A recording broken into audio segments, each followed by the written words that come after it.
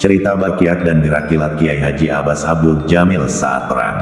Peran kiai dan santri tidak bisa dipisahkan dalam sejarah bangsa Indonesia saat berjuang melawan penjajah. Salah satu pertempuran yang turut melibatkan para kiai dan santri adalah perang tanggal 10 November tahun 1945 di Surabaya, Jawa Timur.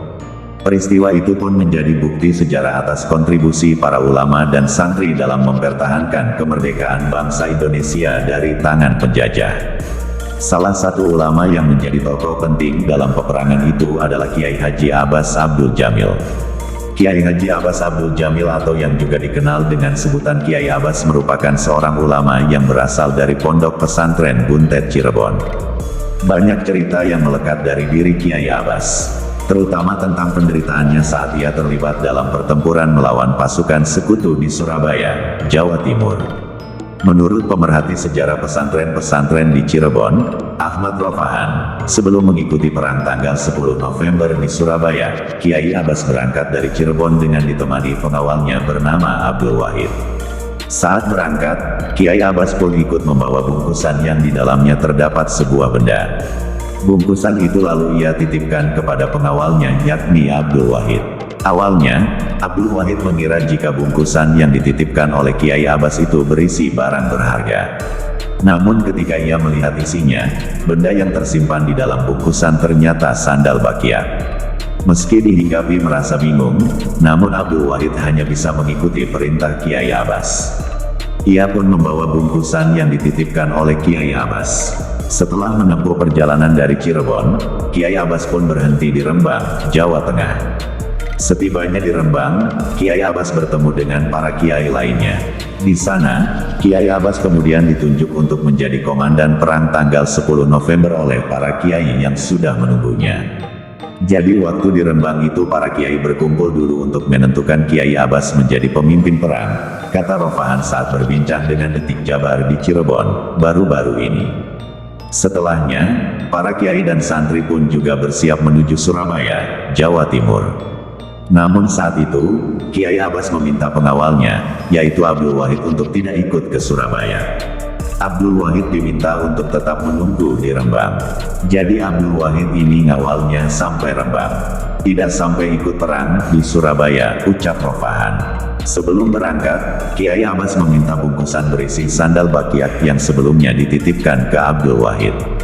Dengan membawa benda itu, Kiai Abbas kemudian berangkat ke medan pertempuran untuk melawan penjajah di Surabaya. Meski Abdul Wahid tidak ikut berperang, namun cerita tentang kemampuan Kiai Abbas banyak ia dapat dari para santri yang ikut terlibat dalam pertempuran melawan penjajah. Dikisahkan, dalam pertempuran melawan penjajah di Surabaya, Kiai Abbas banyak mengeluarkan berbagai macam kelebihan-kelebihannya. Termasuk tentang kelebihan sandal Bakiak Kiai Abbas yang dibawa dalam pertempuran itu. Abdul Wahid ini tidak ikut ke Surabaya, tapi dia mendapat informasi dari orang-orang yang ikut ke sana. Diceritakanlah oleh orang-orang itu ke Abdul Wahid, bahwa kiai kamu Kiai Abbas hebat sekali. Dia Kiai Abbas pakai Bakiak. Tiba-tiba ketika berdoa, alu-alu alat penumbuk itu berterbangan dan mukulin orang musuh, kata Rofahan. Menurut Rofahan, Kiai Abbas sendiri merupakan seorang ulama asal Pondok Pesantren Buntet Cirebon yang menguasai ilmu bela diri. Dan saat mengenakan sandal Bakiak, Kiai Abbas pun bisa mengeluarkan jurus-jurus dengan gerakan yang sangat cepat. Jadi Buntet itu punya silat, namanya silat Buntet. Dan Kiai Abbas kalau mau silat, sandalnya diganti pakai Bakiak. Kalau Kiai Abbas sudah pakai Bakiak, jangankan mukul, noel, nyentuh aja nggak bisa. Karena saking cepatnya gerakan Kiai Abbas, kata Rofahan. Lebih lanjut, Rofahan mengatakan Kiai Abbas merupakan satu dari sekian banyaknya ulama dan kaum santri yang ikut terlibat dalam pertempuran melawan penjajah di Surabaya. Puncaknya, yaitu perang tanggal 10 November tahun 1945. Seruan resolusi jihad yang dikeluarkan oleh Hadratus Syekh Kiai Haji Hashim Asy'ari pada tanggal 22 Oktober tahun 1945 mampu membakar semangat juang berbagai lapisan masyarakat. Tidak terkecuali kaum santri, mereka bersatu untuk melawan tentara sekutu yang mencoba merebut kembali kekuasaannya di tanah air. Peristiwa itu pun menjadi bukti sejarah atas peran kaum santri dalam mempertahankan kemerdekaan bangsa Indonesia. Untuk mengenang jasa kaum santri yang terlibat dalam peperangan melawan penjajah di Surabaya, pemerintah Indonesia pun telah menetapkan tanggal 22 Oktober sebagai Hari Santri Nasional.